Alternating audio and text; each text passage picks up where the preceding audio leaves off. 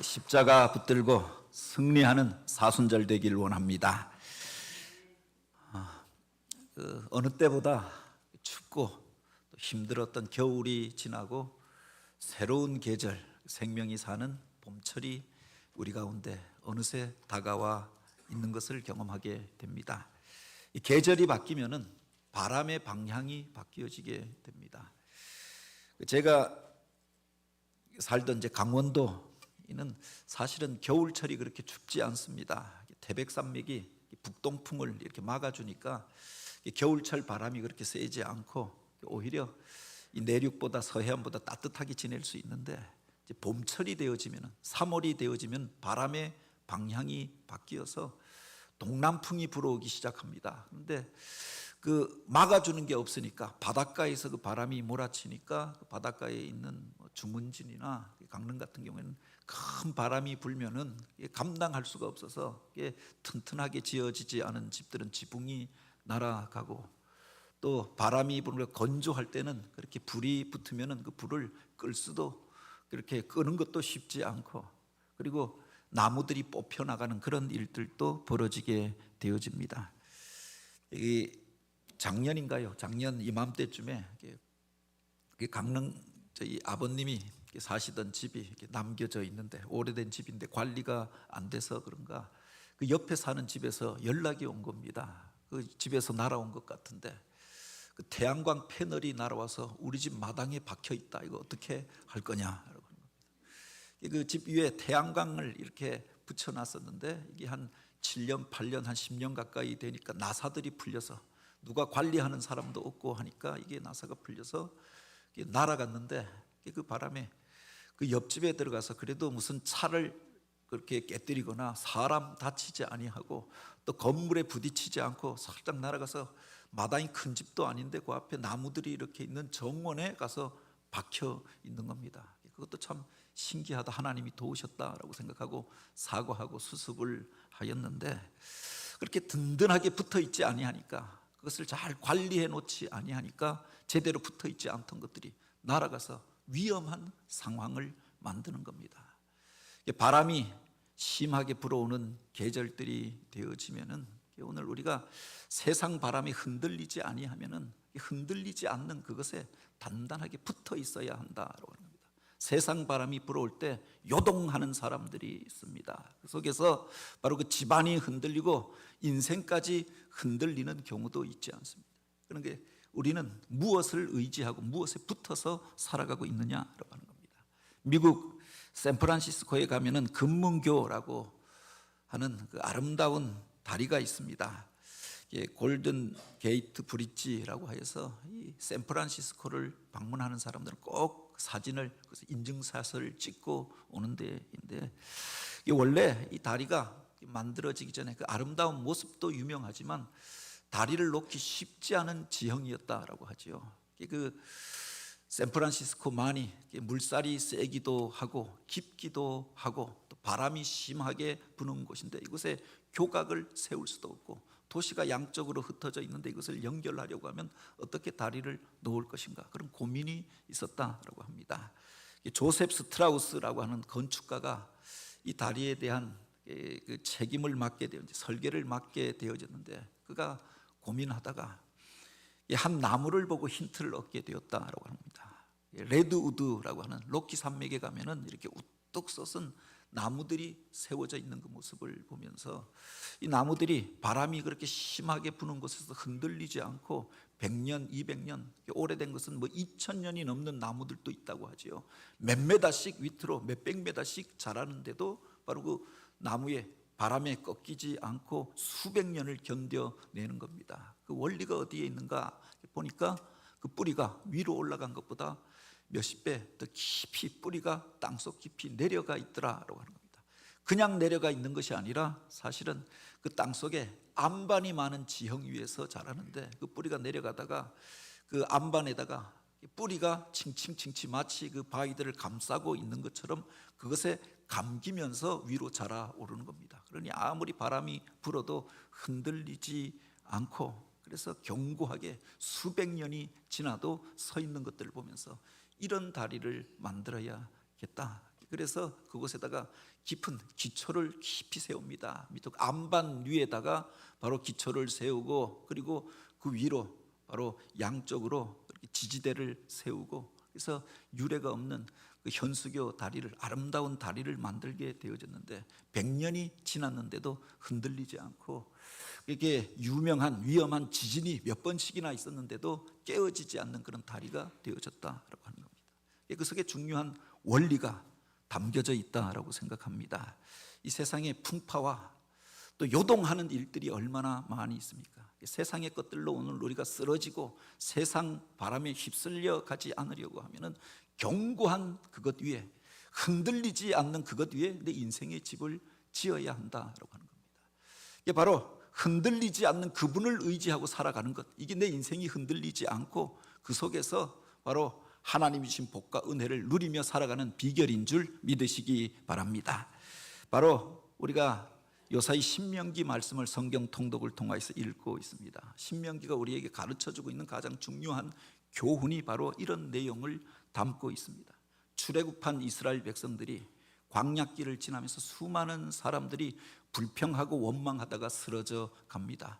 하나님이 약속해 주셨지만 약속의 땅에 들어가지 못하고 40년을 광야 가운데서 방황하게 되어집니다. 이제 가나안 땅 입구에 이르러서 바로 요단강 건너편 모압 평지에 머물러 있을 때 모세가 자기의 사명의 날이 다하여 가는 것들을 깨닫고 마지막으로 온 힘을 다하여서 바로 유언과도 같은 설교를 남기게 되어집니다. 너희가 하나님의 복을 누리고 세상의 것들로 인하여 사람들의 말들로 인하여 흔들리지 않고 하나님 주신 복을 누리며 살기 위하여 이렇게 살아야 한다. 그 인생 설교 3편이 남겨져 있는데 이게 바로 신명기 말씀입니다. 지금까지 우리를 인도해 주셨던 하나님, 그 광야길 가운데서 우리가 어떻게 살았는가, 하나님 의지하고 산 것이 아닌가. 바로 1장부터 4장까지 내용이 지금까지 우리를 인도해 주셨던 하나님의 은혜에 대한 고백이 기록되어져 있습니다. 이어지는 말씀은 그 광야 가운데서 하나님이 주셨던 율법의 말씀, 바로 그 십계명의 말씀을 풀어서 우리가 복되고 아름답게 살아가는 비결에 대하여 가르칩니다. 그리고 그 마지막 설교의 결론 부분이 바로 이 신명기 30장입니다. 우리가 이제 복된 삶을 살기 위하여 이렇게 하여야 한다. 이것을 우리에게 교훈하고 있는 거죠. 여기에 보면 그가 이렇게 이야기합니다. 보라, 내가 오늘날 생명과 복과 사망과 하를 내 앞에 두었나리. 바로 우리 앞에 두 가지 인생의 길이 놓여져 있음을 이야기하고 있는 겁니다. 생명이 사는 길이 있고 죽는 길이 있고 복받는 길이 있고 화를 당하고 저주받을 길이 너희들 앞에 놓여 있다라고 하는 겁니다. 젊은이들이 인생의 길을 선택하기 위해서 여러 가지로 고민합니다. 이 길로 갈 수도 있고 저 길로 갈 수도 있습니다. 문과로 갈 수도 있고 이과로 갈 수도 있고 진학할 수도 있고 취업할 수도 있습니다. 나름대로 자기 성향과 자기 비전과 계획에 따라서 이렇게 갈 수도 있고 저렇게 갈 수도 있습니다. 부모가 어찌되었든 자기 자녀들을 그렇게 응원해 주잖아요. 이렇게 사는 길도 있고 저렇게 사는 길도 있습니다. 그런데 이것도 좋다 저것도 좋다 그렇게 이야기하는 것이 아니라 보다 중요한 두 갈래 길에 대하여 이야기하고 있는 겁니다. 사는 길이 있고 죽는 길이 있다. 복받는 길이 있고 하나님의 은혜와 복을 누리며 살아가는 길이 있는 반면에 너희가 멸망하고 죽게 되어지는 길이 같이 있음을 알라. 그 중에서 너희가 복된 길을 선택하라. 그를 향하여서 다음 세대를 향하여 도전하면서 너희가 생명의 길이 무엇인가 라고 하는 것을 가르치고 있는 거죠. 내가 곧 내게 명령하여 내 하나님 여호와를 사랑하고 그 모든 길로 행하며 그 명령과 규례와 법도를 지키라 하는 것이라. 그리하면 내가 생존하며 번성할 것이며 내 하나님 여호와께서 내가 가서 차지할 땅에서 내게 복을 주실 것임이라. 그 땅을 바라보면서 너희가 참으로 복받고 그 땅을 얻을 뿐만 아니라 그 복을 누리며 살아가는 길에 대하여 이야기하는데 내 하나님 여호와를 사랑하고 라고 하였습니다. 세상에 엉뚱한 것 쫓아가지 않고 내 생명의 근원 되신 분, 복의 근원 되신 그분을 사랑하고 그분을 쫓아가는 바로 여기에 복된 삶의 길이 있다라고 하는 겁니다. 그 모든 길로 행하여 그 명령과 규례와 법도를 지키라. 하나님이 복된 삶의 길을 가르쳐 주셨습니다. 그래서 율법을 주시고 그 속에서 건강하게 사는 길, 아름다운 공동체를 세우는 길, 서로를 배려하면서 하나님이 기뻐하시는 나라를 만들어가는 그 길을 그 속에 가르쳐 주지 않았습니까? 그것을 지켜 행하면 너희가 복되고 행복할 것이고 너희가 살 뿐만 아니라 번성할 것이고 내가 들어가 살게 될 그 땅에서 너희가 하나님 주신 복을 누리며 살게 될 복된 삶의 길에 대하여 가르치고 있는 겁니다. 그런데 그게 전부가 아니라 그러나 그것을 떠나면 하나님이 주신 아름다운 것들을 잃어버리게 될 것이에요. 상반되어지는 길에 대해 같이 이야기를 하고 있는 겁니다. 그러나 내가 만일 마음을 돌이켜 듣지 아니하고 유혹을 받아서 다른 신들에게 절하고 그것을 섬기면 내가 오늘날 너희에게 선언하노니 너희가 반드시 망할 것이라. 너희가 요단을 건너가서 차지할 땅에서 너희 날이 길지 못할 것이라 라고 하였습니다. 세상의 엉뚱한 말들 듣고 사람의 이야기 쫓아가다 보면은 엉뚱한 우상 앞에 가서 절하고 엉뚱한 것들을 섬기고 살다 보면 하나님 신앙을 떠나서 우상 앞에 절하고 그것을 섬기다 보면 너희가 반드시 망할 것이다. 그냥 그럴 수도 있다가 아니라 반드시 그렇게 될 것이다. 멸망하는 길에 대하여 경고하고 있는 겁니다. 요단강을 건너가서 차지할 땅에서 너희 날이 길지 못할 것이다. 무엇을 얻는다 하여도 어느 자리에 너희가 그렇게 그것에 앉는다 하여도 무엇을 갖는다라고 해도 그 날이 길지 못할 것이다. 하나님을 경외하지 않고 하나님 말씀을 듣지 않고 내 마음대로 행하고 거짓된 것들을 쫓아가면 가지고 있는 것들도 잃어버리게 될 것이다. 그 날이 길지 못할 것이다 라고 경고하는 겁니다. 상반된 두 개의 길이 우리 앞에 놓여 있다. 다음 세대를 향하여 너희가 하나님을 택하라. 하나님의 말씀을 쫓아가라. 그 안에 사는 길이 있다. 강력하게 그들을 향하여 도전하여 주었던 거죠. 물론 그 선택에 대한 그 책임은 자기에게 있습니다. 내가 오늘 하늘과 땅을 불러 너희에게 증거로 삼노라. 내가 생명과 사망, 복과 저주를 내 앞에 두었은즉 너와 내 자손이 살기 위하여 생명을 택하고 라고 하였습니다. 그 선택은 누가 하느냐? 내가 하는 것이다. 아무리 자녀가 귀하고 부모에게 많은 영향을 받아도 결국 자녀가 자기의 진로를 자기가 선택하는 것 아닙니까? 부모가 권면할 수 있습니다. 자기가 살아왔던 인생의 교훈을 들려줄 수 있습니다. 대신하여서 선택하고 대신 그 길을 갈 수는 없잖아요. 자기가 선택하는 것이다. 하나님께서 우리 인생을 만드셨습니다. 우리 인간을 만드시는데 바로 인격적인 존재로 만들었습니다. 지정의를 가진 하나님을 닮은 인격적 존재로 만드셨죠. 또한 그 속에는 우리에게 자유의지를 주신 존재로, 자유의지를 가진 존재로 우리를 만들었다는 의미가 같이 포함되어져 있습니다. 하나님이 그렇게 입력한 대로, 시키는 대로 로봇처럼 기계처럼 사는 인생이 아니라 자기가 선택하며 살도록 하였다라고 합니다. 그런데 그 선택에 따른 책임을 자기 스스로 지게 하였던 거죠. 다만 복된 길이 무엇인가, 의로운 길이 무엇인가, 하나님이 기뻐하는 것이 무엇인가 라고 하는 것을 말씀을 통하여 먼저 가르쳐 주었던 것 아닙니까? 다만 그 선택은 내가 하는 거지요. 우리 인생의 길이 그냥 태어나면서부터 이미 정해져 있는 게 아니다라고 하는 겁니다. 무슨 사주팔자를 보면 그 사람의 운명이 정하여져 있는 것처럼 생각하는 이들이 있는데 성경이 우리에게 가르쳐 주고 있는 것은 자율적 존재로, 자유의지를 가진 존재로, 하나님의 형상을 닮은 존재로 우리를 만드시고 그 인생에 대하여 스스로 책임지도록 하였다라고 합니다. 다만 그것에 대하여서 말씀을 통하여 경고하여 주고 있는 겁니다. 이걸 가리켜 예지, 예정이라고 이야기합니다. 무슨 장로교 극단주의자들이 절대 예정을 이야기하기도 합니다. 이미 구원받을 자들이 예정되어 있고 멸망받을 자들이 예정되어 있다. 그래서 아무리 멸망받을 자가 애쓴다고 해서 운명이 바뀌어지지 않는다, 뭐 그렇게 생각하는, 그렇게 주장하는 이들도 있습니다만 우리 웨슬리안들은, 우리 성결교회에서는 그런 예정론이 아니라 예지 예정을 주장합니다. 예지 예정이라 이 길로 가면은 망하게 될 것이다. 하나님을 떠나서 이렇게 행하면 너희가 심판을 받게 될 것이다. 이 일이 예정되어 있다라고 합니다. 너희가 하나님을 쫓아 행하면, 너희가 이렇게 살아가면 하나님께서 그에게 복을 주실 것이다. 그를 구원하여 주실 것이다. 그를 도우실 것이다. 그와 함께 할 것이다. 이것을 예정해 놓았다라고 하는 겁니다.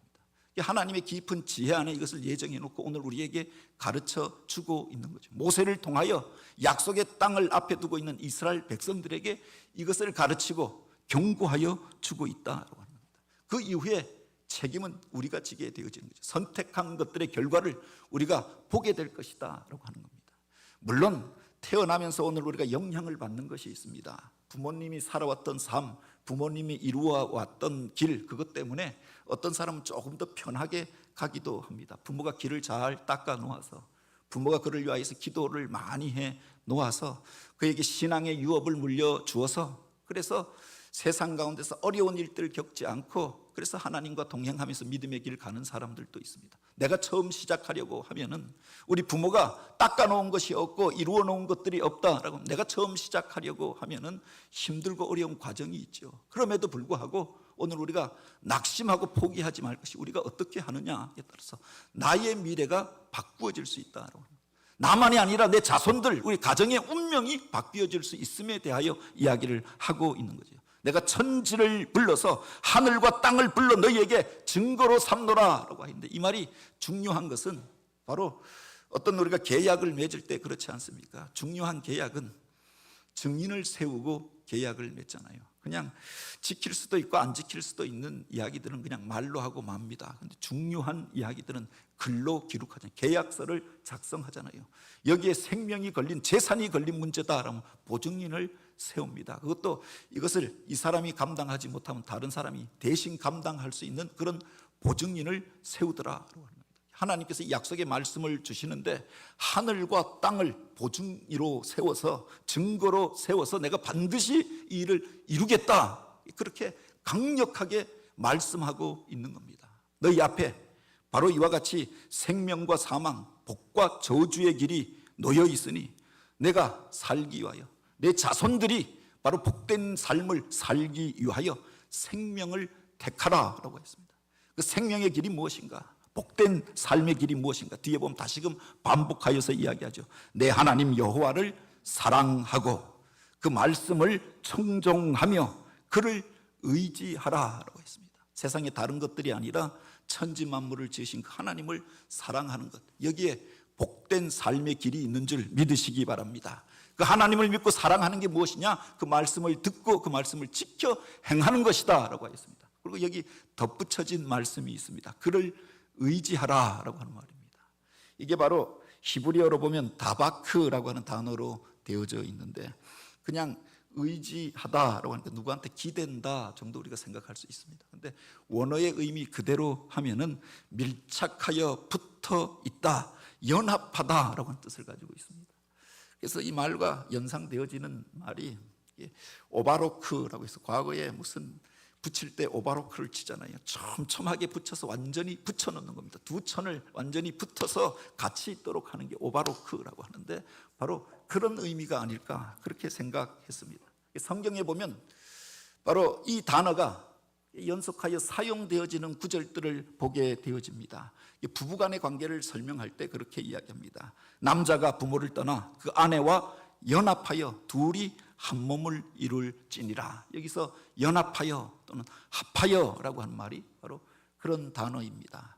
서로 다른 삶을 살아왔습니다. 다른 인격체입니다. 그런데 결혼하면서 이게 바로 누구의 아내가 되고 누구의 남편이 되어서 이제 연합하여서 한 몸을 이루게 되어지는 것, 한 가정을 이루게 되어지는 거죠. 그 관계에 대하여서 사도 바울은 교회와 성도의 관계로서 해석하기도 합니다. 사람이 부모를 떠나 그 아내와 합하여 둘이 한 육체가 될지니 이 비밀이 그도다. 내가 그리스도와 교회에 대하여 말하노라 라고 하셨습니다. 우리가 예수 그리스도를 나의 구주와 주님으로 고백하면서 그분과 함께 연합하여서 그리스도인이 되어지고 하나님의 자녀가 되어졌습니다. 그 안에서 그 생명을 우리가 누리고 또 하나님의 백성이 되어진 것 아닙니까? 그래서 그리스도인이라고 이야기하고 그리스도의 신부가 되어졌다라고 이야기합니다. 세례를 받고 예수를 믿고 영접하는 그것을 이 결혼 예식에 비유하여서 이야기할 때가 있죠. 다른 사람이 하나가 되는 것이다 라고 합니다. 이것을 예수님께서 또 극적으로 이야기하십니다. 요한복음 15장에 보면은 포도나무와 가지의 비유가 등장하죠. 나는 포도나무요 너희는 가지니 저가 내 안에 내가 저 안에 있으면 이 사람은 과실을 많이 맺나니 나를 떠나서는 너희가 아무것도 할 수 없음이라 라고 했습니다. 포도나무가 탐스럽게 열리고 많은 열매가 맺혀지는 것, 나무에 붙어 있어야 열매를 맺을 수가 있다라고 합니다. 그 속에 생명 있는 삶을 살아가는 원리가, 열매 맺는 원리가, 형통하고 승리하는 원리가 담겨져 있는 것들을 보게 됩니다. 바로 나무에 그 가지가 붙어 있어야 바로 여기에서 생명이 공급되어지잖아요. 떨어져 있으면 얼마 가지 못해 살아있는 것 같으나 시간이 지나면 말라버리고 시들어버리고 썩어버리고 마는 것 아닙니까? 그 나무에 붙어 있어야 생명 있는 삶을 살 수 있다라고 하는 겁니다.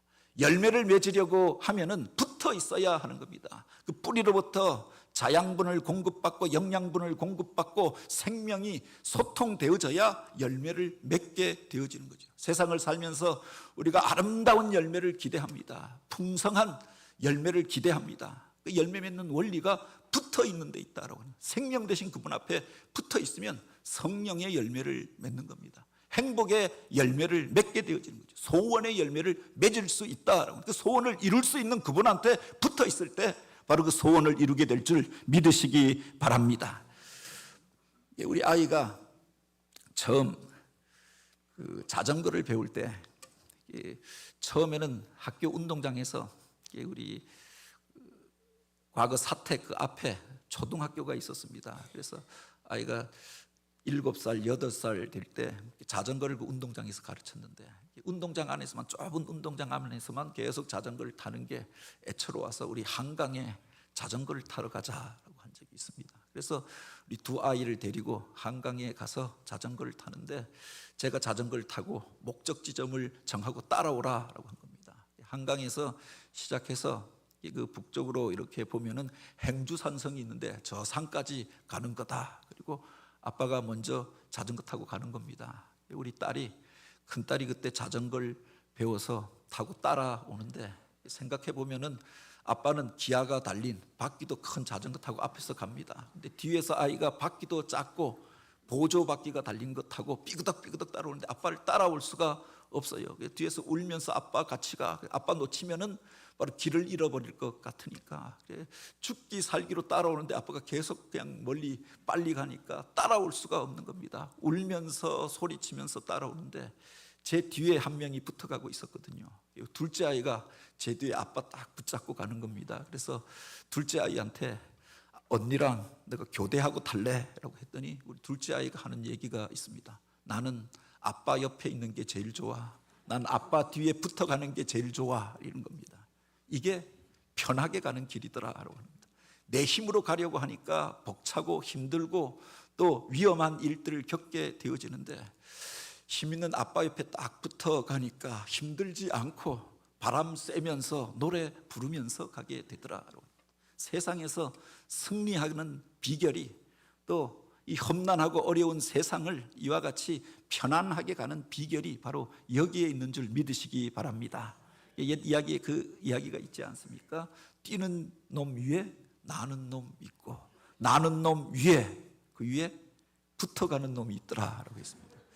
제일 높이 갑니다. 그런데 제일 편하게 가잖아요. 우리 인생의 주인 되신 분, 위대하신 분, 강력한 능력과 권세를 가지신 분, 그분을 붙어 있으면, 그분만 붙잡고 있으면 오늘 우리가 저 하늘을 나는 삶을 살 수가 있다라고 합니다. 여러분은 누구를 붙들고 살고 있습니까? 그를 의지하라라고 했습니다. 그에게 붙어 있으라. 이때 세상 가운데에서 위험한 바람이 부는 이 세상 가운데에서 흔들리는 집안 위에서 수많은 경쟁과 갈등의 세상 가운데에서 오늘 우리가 승리하는 비결이 바로 여기에 있는 줄 믿으시기 바랍니다. 오늘 우리는 누구를 가까이 하고 어떤 길을 선택하고 무엇을 향하여 가고 있습니까? 주님을 가까이 하고 주님을 의지하고 살아가는 저와 여러분이 되길 원합니다. 부분과 같이 붙어서 가까이 연합하여서 하나님과 함께하여 살아가는 비결과 모습이 무엇인가? 그게 바로 기도하는 가운데 있잖아요. 하나님의 능력을 내 안으로 끌어들이는 일이 기도하는 일들이 아닙니까? 아무리 에베레스트 산이 있고 뭐 백두산이 있어도 내 앞에 있는 산에 올라가는 것에서부터 그 큰 산에 올라갈 힘이 길러지는 거죠. 내 안에서부터 아침 저녁 주님 만나고 기도하는 겁니다. 그 주님과 교제하면서 주님과 밀접한 관계가 시작되어지는 것 아닙니까? 그 말씀을 듣고 묵상하는 것, 이게 하나님의 마음을 깨닫고 하나님과 교제하는 방법이 아니냐라고 하는 겁니다. 우리가 성경 통독을 시작한 이유도 바로 여기에 있습니다. 날마다 주님의 마음을 깨닫기 위하여 성경을 읽습니다. 이 말씀을 통하여 하나님께서 우리에게 주시는 메시지가 무엇인가, 주님의 음성을 듣고자 하면서 주님과 교제하게 되어지는 거죠. 이게 주님과 붙어서 사는 삶이더라라고 합니다. 주님을 의지하고 믿음의 공동체 안에 붙어 있고 그 속에서 하나님의 말씀을 쫓아 행하는 자, 그에게 하나님께서 약속하신 복을 주실 줄 믿으시기 바랍니다.